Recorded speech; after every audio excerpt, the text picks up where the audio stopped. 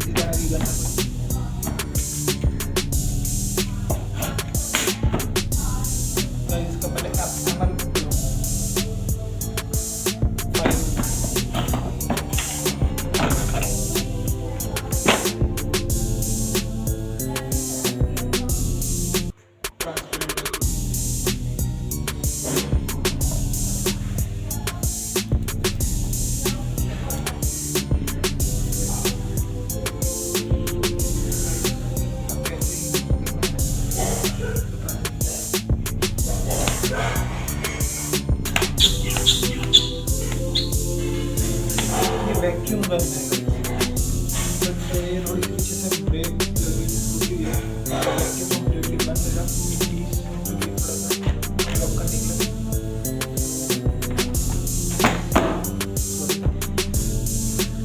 Guys, तो ये हमारी last ping pong shooting gun के अनबॉक्सिंग करते हैं।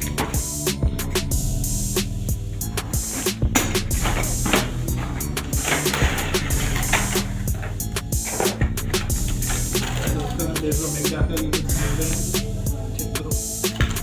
एंड देन फर्स्ट पहले इसके अंदर मैं एक गन,